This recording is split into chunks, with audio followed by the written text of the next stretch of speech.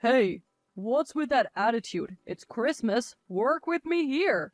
My husband kept saying that, but I was so overwhelmed by pain that I couldn't even think straight. Hold on, my stomach hurts really bad right now. I tried to explain, but he wouldn't listen.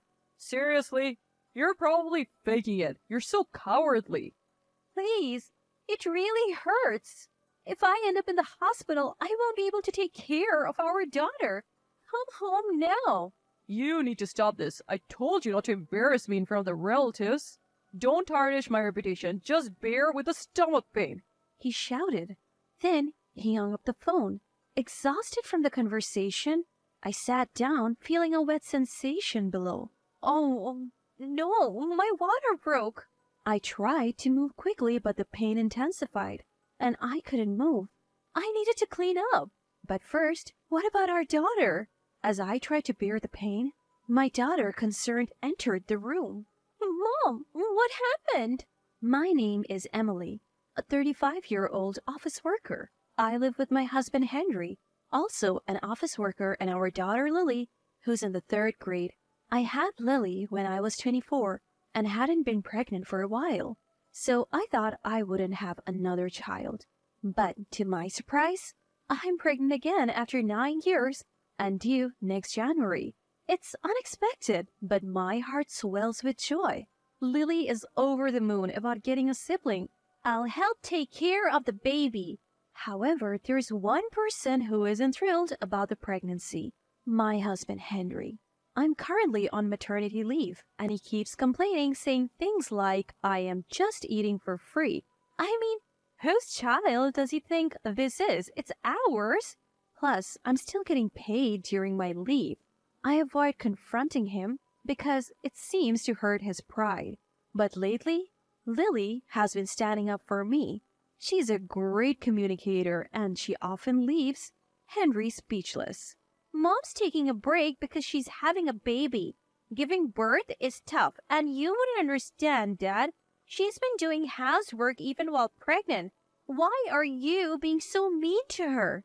Henry, flustered and embarrassed, often retreats to his room with a red face. Thanks to Lily, I've been spared from Henry's snide remarks. She's been reading books about pregnancy and childbirth with me, and I'm proud of how smart she's become. Still, I feel guilty for letting her witness our arguments. She would prefer if we got along after all. I have been diligent with housework, partly out of guilt towards Henry, who's always working, but then something happened. Henry loves his childhood home and often goes back for holidays and other occasions. If he went alone, I wouldn't mind, but he always insists I come with him, saying, It's a wife's duty. Don't embarrass me in front of the relatives. Saying things like that ignores my feeling and takes me away. It's a 6-hour drive to his parents' house, so we always stay overnight. My in-laws were considerate, suggesting, it must be hard to come every time. Let's just gather for Christmas. However, Henry would insist. Don't you care about the home I grew up in? Just because we value your parents' home doesn't mean we have to go back every time. It might be a bit much to visit so often, don't you think? I tried reasoning, but he would argue, It's the home I grew up in. Showing up with my wife and kids is a way to honor my parents. Are you trying to prevent me from doing that? There were many times we wouldn't agree. In fact, when our daughter was born, I had high blood pressure from the pregnancy. I collapsed at my in-laws and ended up in the hospital. Yet Henry was adamant about going back the next Christmas. I just want to stay home this time. We don't know what might happen, I pleaded.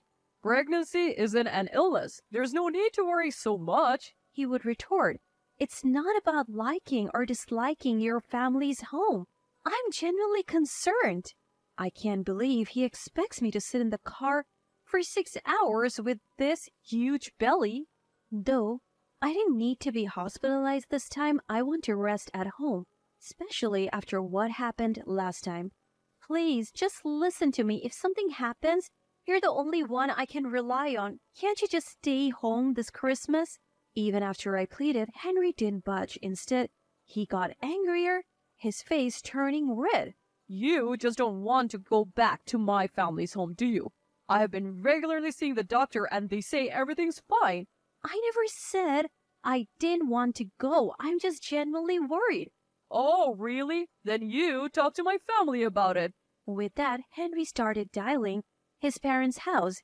He handed me the phone. Reluctantly, I took it and Ethan answered. Ethan and his wife live with Henry's parents. Since Ethan and his wife are already there, I don't see why we need to visit so often. Hello, Henry. Oh, Ethan, sorry, it's Emily. Oh, Emily, what's up? Ethan, I'm sorry, but with the baby due around Christmas, I was hoping to stay home. Hearing this, Ethan responded, Of course, that's understandable. This is a challenging time for you, and you shouldn't have to stress about family obligations. His words, "Take care of yourself," brought tears to my eyes. Ethan continued with comforting words. We should have been more considerate last time. We should have stopped you from coming. No, it was my fault. Don't say that. You're the one going through the most. It's only natural for us to be considerate. Let us know if there is any way we can help. We're excited about the new addition to the family. What a kind person. I couldn't help but vent about Henry. He's insisting we go to his parents' house next Christmas too. Even when I express my concerns about the baby possibly arriving soon, he brushes them off. He even accused me of not wanting to repay his parents' kindness. As I explained, my voice quivered. Ethan asked, Can you put it on speaker and call Henry? What is it, Ethan? Henry, are you seriously trying to bring Emily home for Christmas? Yeah, but she's being stubborn and doesn't want to. Do you even understand why she's hesitant? What? She probably just doesn't want to be around my family. She's being selfish. Ethan's anger was palpable. Have you forgotten what happened last time? What if it happens again? We were genuinely worried when Emily was hospitalized. And now you're just brushing it off? Are you a doctor? The condition she was diagnosed with last time could have been life-threatening for her and the baby. How would you take responsibility if something happened? And making her travel for 6 hours? What if she faints on the highway? How long would it take for an ambulance to arrive? Have you even considered the safety of Emily and the baby? Prioritizing Christmas at our place over the birth of your child is something even a child would understand. It took Ethan's stern words for Henry to finally calm down.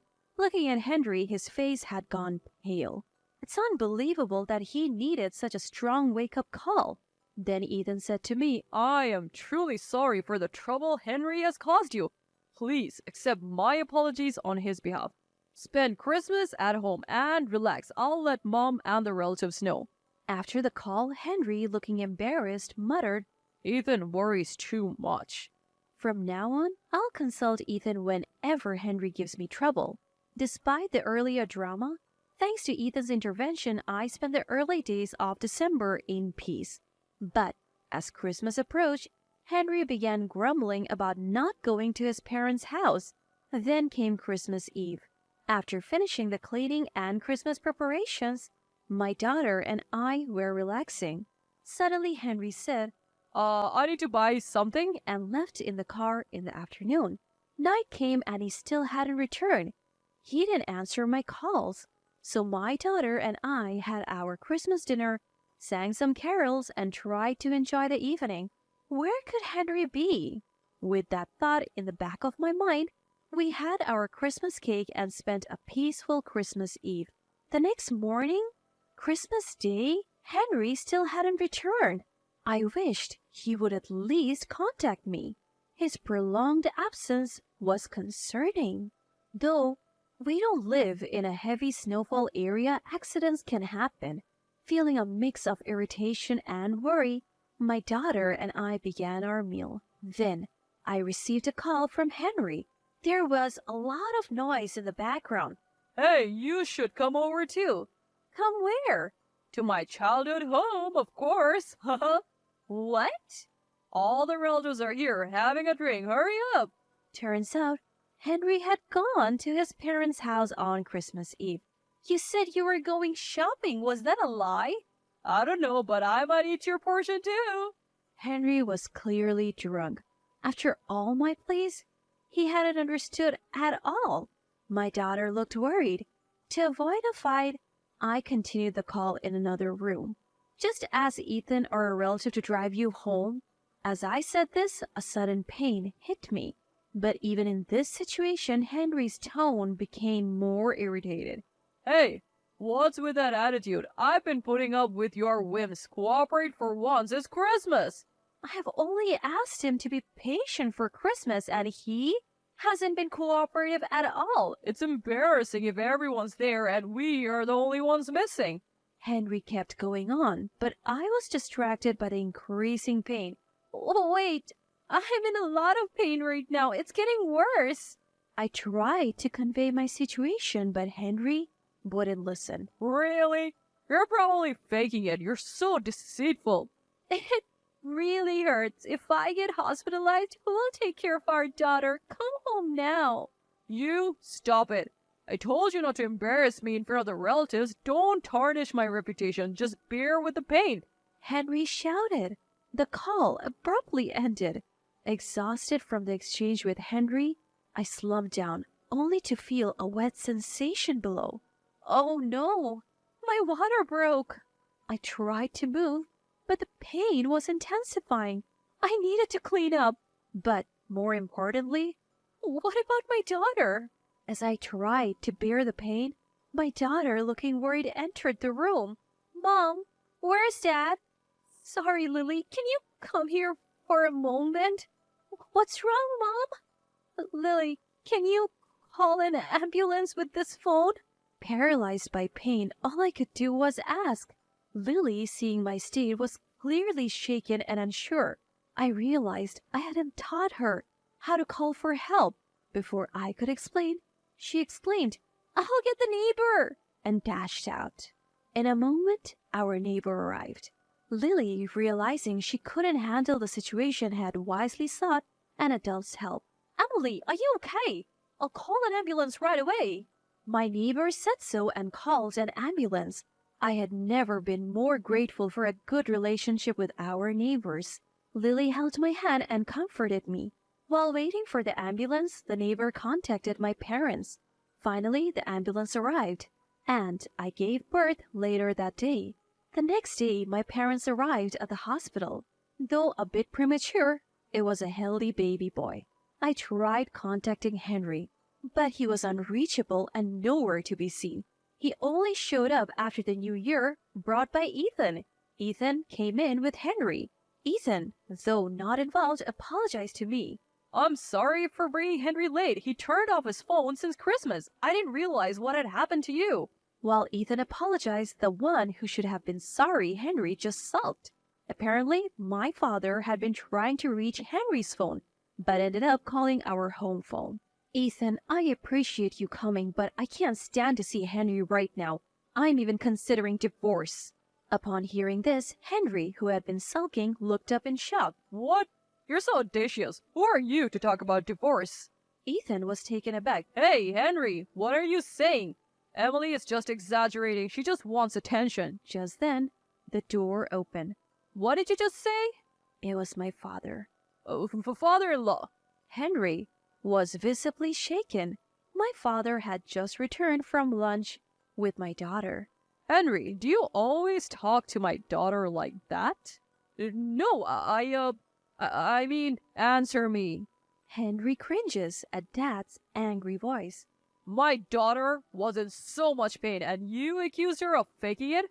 After seeing her now, can you still say that? Enough. She will recover at my house for a while, and you won't see her or the baby. Got it? But... Henry seemed to finally grasp the gravity of his actions. Who will take care of me when I'm at work? I take back my earlier thought. He is irredeemable.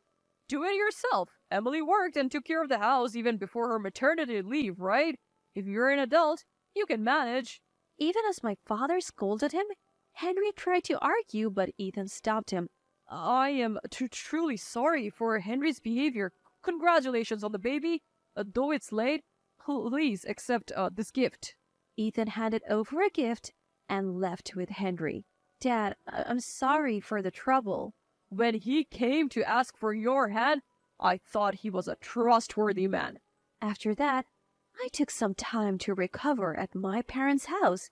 Thankfully, my daughter was on winter break.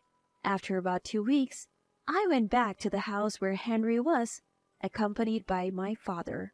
I left our baby boy and daughter in the care of my mother.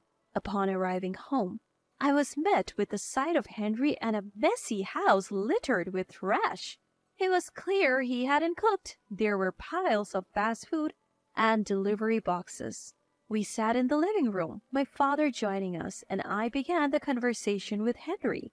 To be frank, I want a divorce, I said, handing Henry the divorce papers. You're serious about the divorce? Henry, can't you even thank or acknowledge me for giving birth? For what? It's natural for a mom to give birth. It's not like you're working. Henry's attitude from the get-go was appalling. My father's expression grew stern. Henry continued with his nonsensical remarks. So, the baby's a boy. Then I don't want a divorce. I've always wanted a son. I'll raise him to be a baseball player. Didn't Ichiro become a star because he practiced with his dad? I want to do that. I was speechless. What did he think of his own child? I don't think Ichiro's dad thought of his son as a tool like you did. Before I could respond, the living room door burst open. I tried to wait patiently, but I can't stand listening to this nonsense anymore. It was my mother-in-law. Henry was taken aback by her sudden appearance. Henry, get a grip. Who do you think allows you to work stress-free? Who takes care of the kids in your absence? Who cooks every meal? Who keeps this house running? It's all thanks to Emily. Look at the state of this house after just 2 weeks without her. You are so ungrateful. Divorce is the only option. Don't trouble Emily anymore. Mother-in-law's outburst left Henry speechless. He signed the divorce papers without further protest. With that, our divorce was finalized. Through a lawyer, I ensured Henry would pay child support for both our daughter and son. As for Henry's current situation, he has been forcibly taken back to his parents' house. There, he's being trained by his mother and Ethan, doing daily chores and cooking. He seems to be struggling with the housework, often complaining about wanting to escape the house. It's ironic how the man who once loved being at his parents' house now despises it. On the other hand, I successfully completed my maternity leave and parental leave and returned to work. Thanks to the generosity of my in-laws, I was given the house Henry and I lived in as part of the property division. I'm truly grateful for their kindness, as they didn't want my daughter to transfer schools and feel lonely. My daughter seems to be disappointed in Henry because of what happened. She's refusing to see him, even though we have just divorced. I don't intend to let my son see him either. I think I'll let Henry's parents set him straight. Maybe one day, if he changes his ways and the kids want to see him, I might allow it. But that day might never come. Regardless, I'm determined to raise our children right. I'll work hard today and every day for the sake of my precious children.